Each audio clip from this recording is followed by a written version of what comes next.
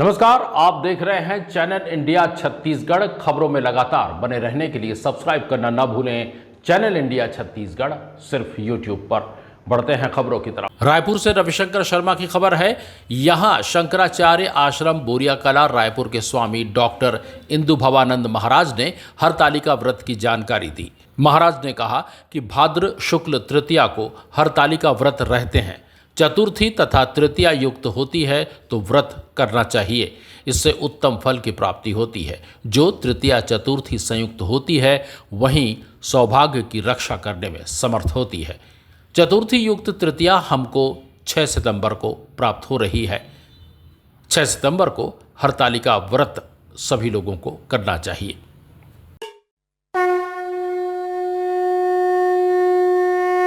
मित्रातिपुत्र नेत्राय त्रयीसत्रवः सात्रवे गोत्रादिगोत्रजत्राय गोत्रात्रेते नमो नमः। हम सभी लोग पुनः भाद्र शुक्ल तृतीया, जिसको हरतालिका व्रत बोलते हैं, के संबंध में चर्चा करने के लिए यहाँ उपस्थित हुए हैं। लोग विभिन्न प्रकार की बातें कर रहे हैं, सबका शास्त्रीय समाधान प्राप्त हो, इस हेतु से हम लोग ये वीडियो जारी कर रहे हैं। दिनांक 5/9/2024 को भाद्र शुक्ल पक्ष द्वितीया गुरुवार को 10:47 पर समाप्त हो रही है तथा तृतीया तिथि प्रारंभ हो जाती है। अर्थात 10:47 घटी अर्थात 10:06 से प्रारंभ होकर दूसरे दिन शुक्रवार को 6 दिसंबर को 15:55 अर्थात 12:09 तक यह तृतीया रहेगी। हस्त नक्षत्र भी उस दिन 5:58 पल प्रातः 8:10 तक रहेगा। अतः हरतालिका व्रत शुक्रवार 6 सितंबर को ही मनाया जाएगा। निर्णय सिंधु इसके संबंध में लिखता है, भाद्रपद शुक्ल तृतीयायाम हरतालिका व्रतम। तो तृतीया को हरतालिका व्रत मनाया जाता है। लिखा है कि तत्र पराग्राह्या मुहूर्त मात्र सत्वेपि दिने गौरी व्रत परे। एक मुहूर्त मात्र अर्थात 48 मिनट भी प्रातःकाल तृतीया रहती है, तो उसी तृतीया को ग्रहण करना चाहिए जो चतुर्थी से युक्त होती है। शुद्धाधिकायाम अपि गण योग प्रशंसनात्, तो शुद्ध वही मानी जाती जो गण योग से हो, अर्थात गण का मतलब चतुर्थी से जो युक्त हो, ऐसा माधव का वचन भी प्राप्त होता है। चतुर्थी युक्तायाम फलाधिक्यम, तो चतुर्थी से जब तृतीया युक्त होती है उसमें व्रत करना चाहिए तो उत्तम फल की प्राप्ति होती है। चतुर्थी सहिता या तू सा तृतीया फलप्रदा, जो तृतीया चतुर्थी से युक्त होती है वही सौभाग्य की रक्षा करने में समर्थ होती है, वही फल देती है। इसलिए चतुर्थी युक्त जो तिथि है वह सौभाग्य की वृद्धि करने वाली है, पुत्र पौत्री की वृद्धि करने वाली। और जो तृतीया द्वितीया से युक्त होती है, द्वितीया योगे प्रत्यवायः, तो द्वितीया योग में प्रत्यवाय होता है, दोष होता है।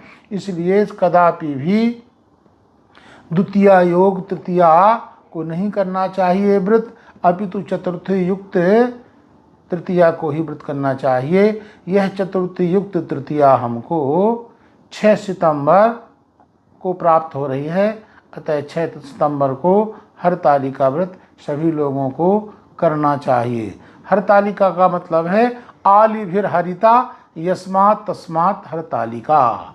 आली यानी सखियों ने इस दिन गौरी का हरण कर लिया था और गौरी को जाकर के जंगल में छुपा दिया था, क्योंकि गौरी का विवाह का जब विचार चला तो नारद जी और आदि लोगों ने यही सुझाव दिया कि महाराज एक काम कीजिए, आप विष्णु से विवाह कर दीजिए, क्योंकि पराम्बा भगवती राजराजेश्वरी महागौरी तो शिव को महाकामेश्वर को ही अपना पति मानती थी। इसलिए वो चाहती थी कि हमारा विवाह शिव से हो। वे मूर्छित होकर के गिर गईं तो उनकी सखियों ने उनका हरण कर लिया। तो जब सखियों ने हरण किया और जंगल में छुपा दिया, और जंगल में जाकर के गंगा के तट पर उन्होंने पहुंचकर रेत के बालू के शिव बनाए और शिव जी को बनाकर उनकी पूजन की, और इसी दिन उनको शुद्धि प्राप्ति हुई थी।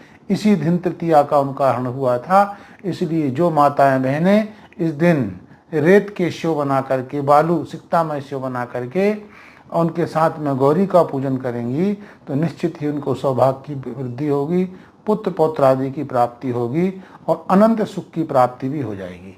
एक बात ध्यान रखना है कि आज के दिन अर्थात 6 तारीख को ही आप समझ लीजिए चतुर्थी लग जाएगी दोपहर से, तो सायंकाल चंद्रोदय होगा।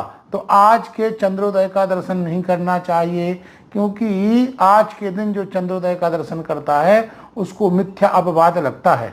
कथा के संबंध में वर्णन आता है कि आज के दिन ही गणेश जी खेलते खेलते उनका पैर गोबर में पड़ा और वो गिर गए, तो चंद्रमा ने उनको देख करके हंस दिया।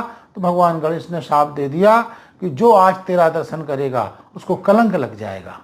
तो आज जो दर्शन करेगा उसको निश्चित कलंक लगेगा, इसलिए आज के चंद्रमा का दर्शन नहीं करना चाहिए। और कदाचित हो जाए दर्शन, ध्यान ना रहे, तो यदि दर्शन हो जाए ध्यान ना रहे तो श्यमंतिक मणि की कथा सुनना चाहिए। उस मणि की कथा सुनने से आप दोष मुक्त हो जाएंगे। आज का चंद्र अस्त 7:55 पर हो जाएगा, तो 7:55 तक आपको सतर्क रहना है, चंद्र दर्शन नहीं करना है और आज के चंद्रमा का सर्वथा परित्याग कर देना चाहिए। गोस्वामी तुलसीदास जी ने भी लिखा है, जो पर नार लीलार गोसाई तजहु चौथ चंदा की नहीं।